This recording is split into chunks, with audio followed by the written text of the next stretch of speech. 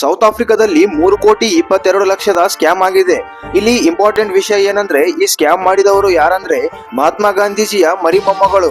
ಹಾಗಾದ್ರೆ ಇದು ಸ್ಕ್ಯಾಮ್ ಆಗಿರೋದಾದ್ರೂ ಹೇಗೆ, ಇದು ಹೇಗೆ ನಡೆಯಿತು ಎನ್ನುವುದೆಲ್ಲ ಹೇಳ್ತಾ ಹೋಗ್ತೀನಿ. ಈ ವಿಡಿಯೋವನ್ನು ಕೊನೆ ತನಕ ನೋಡ್ತಾ ಇರಿ. ಗಾಂಧೀಜಿ ಅವರ ಮಗನಾದ ಮೆನಿಲಾಲ್ ಗಾಂಧಿ ಸೌತ್ ಆಫ್ರಿಕಾದಲ್ಲಿ ಹೋಗಿ ನೆಲೆಸಿದ್ದರು.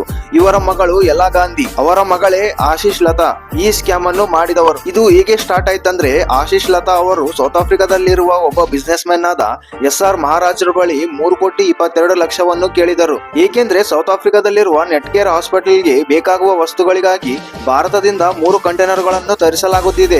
ಅವುಗಳಿಗೆ ಇಂಪೋರ್ಟ್ ಡ್ಯೂಟಿಯನ್ನು ಪೇ ಮಾಡುವುದಕ್ಕಾಗಿ ಹಣ ಬೇಕಾಗಿದೆ ಎಂದು ಹೇಳಿದರು. ತಾವು ಹೇಳುತ್ತಿರುವುದು ನಿಜ ಎನ್ನುವುದಕ್ಕಾಗಿ ಫೇಕ್ ಬ್ಯಾಕ್ ಡಾಕ್ಯುಮೆಂಟ್ಸ್ ಹಾಗೂ ಫೇಕ್ ಇನ್ವಾಯ್ಸಸ್ ಗಳನ್ನು ತೋರಿಸಿದರು. ಇದನ್ನೆಲ್ಲ ನೋಡಿದ SR ಮಹಾರಾಜನ್ ಇವರ ಫ್ಯಾಮಿಲಿ ಬ್ಯಾಕ್ ಗ್ರೌಂಡ್ ಅನ್ನು ನೋಡಿ ಅಷ್ಟು ಅಮೌಂಟ್ ಅನ್ನು ಕೊಟ್ಟನು. ಇಲ್ಲಿ ಇನ್ನೊಂದು ವಿಷಯ ಏನಂದ್ರೆ ಭಾರತದಿಂದ ಯಾವುದೇ ಕಂಟೈನರ್ ಗಳನ್ನು ತರಿಸಿದ್ದಿಲ್ಲ.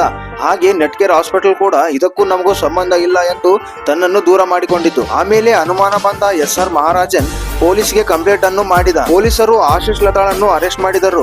ಆಮೇಲೆ ಇನ್ವೆಸ್ಟಿಗೇಷನ್ ಅನ್ನು ಮಾಡಿದಾಗ ತಪ್ಪಿತಸ್ಥೆ ಎಂದು ಪ್ರೂವ್ ಆಯಿತು. ಇದಕ್ಕಾಗಿ ಕೋರ್ಟ್ 7 ವರ್ಷದ ಜೈಲು ಶಿಕ್ಷೆಯನ್ನು ನೀಡಿತು.